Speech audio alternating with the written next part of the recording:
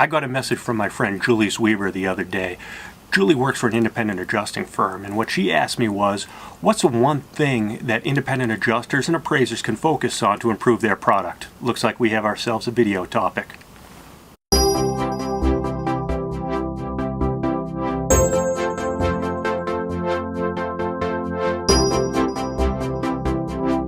Now, what I told Julie right out of the gate is I couldn't narrow it down to just one topic. Now, independent adjusters, they have a unique relationship where they have basically two customers. The first one is the insurance carrier.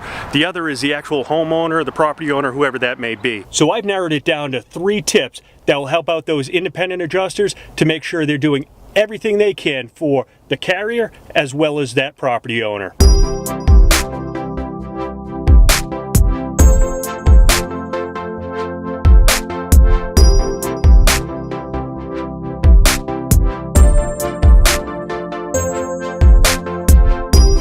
Okay, step 1, we're going to set expectations, we're going to meet them or exceed them.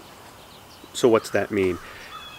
Setting the expectations is telling people what you're going to do and when you're going to do it. Seems simple enough, but let's run across this scenario, see if it sounds familiar to you. All right, Mr. Insured, I'm going to come out and I'm going to inspect your property on Thursday. Then I'm going to go back to my office. I'm going to write up a report and an estimate of the damage, and I'm going to send it off to my supervisor in my firm. Then that supervisor is going to approve it, deny it, but if they approve it, they're going to send it on to the carrier. Then the carrier's going to get it, they're going to give you a call, and then we're going to talk about resolving your claim. Sounds pretty good, doesn't it? Good conversation, you're giving all the information. Wait one moment. What if I'm a type A personality customer? And I hear you're coming out Thursday, you're going to your office to write up that estimate. What I'm hearing is you're going to write it up as soon as you leave my property. Then you're going to send it to the supervisor at your independent adjusting firm.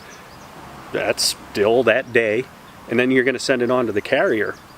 Okay, so I'm going to hear Friday morning. Well, we know in reality that's not the case. So you have to set those time frames too. Let them know I'm going to inspect the property on Thursday. I typically work on Fridays in my office, whatever it may be, and I write up all my reports, and then I get it into my supervisor by the end of that day. Be realistic about those review periods. You know how long your supervisor takes to review those reports, and then you know usually how long it takes your carriers to do their portion of it as well. So be realistic about it. Customers are more apt to be happy with the realistic than unrealistic. If you're telling them everything's going to be done by tomorrow and it's not done by tomorrow, that's no good. But if you tell them it's going to take about 7 days to get that report back and it takes 5 days, you're ahead of the game. So set those expectations, make sure you're meeting them, and then with the goal of exceeding them. Step number 2, make sure it's easy to get in touch with you. And if you're not able, if you're on a roof and you can't take the call, make sure you're calling people back timely. Leave a message on your outgoing voicemail of how long to expect to hear back from you. Setting expectations again. Make it easy to contact you as well. When you send out that acknowledgement, if it's your company policy or whatever it is that you do, give them your cell phone number, give them your office number, give them your email address. Make it easy for folks to get in touch with you. One of the toughest things I know on the carrier side, and we hear from our customers too, is the most frustrated people get is when they're not able to touch base with their independent adjuster, their adjuster, whoever it may be. Providing all your contact information is the first step to making sure that you're easy to be in touch with. Step number 3, and this is mostly on the carrier side of things, make sure your reports are timely. You're meeting not only your expectations, but any of the contracts you have with your carriers. Make sure those reports are timely, and make sure those reports are accurate as well. I know me personally, I'd much rather see an accurate report that may take a day or 2 longer than one that's quick and I have to go back and talk to you about getting things fixed up.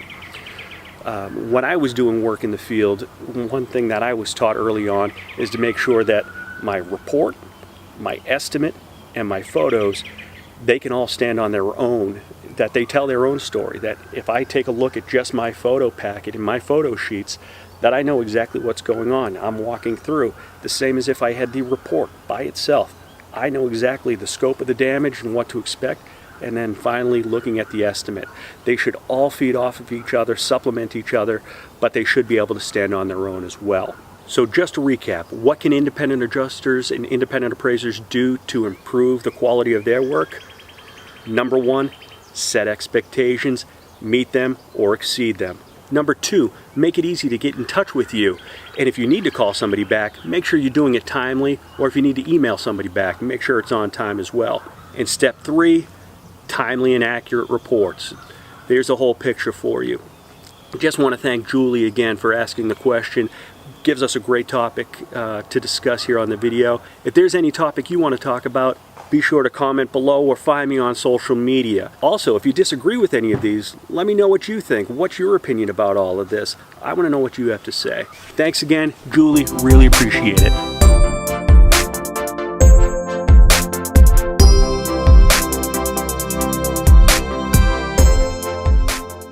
So I'm glad I got stuck in traffic today because the sun's low enough now.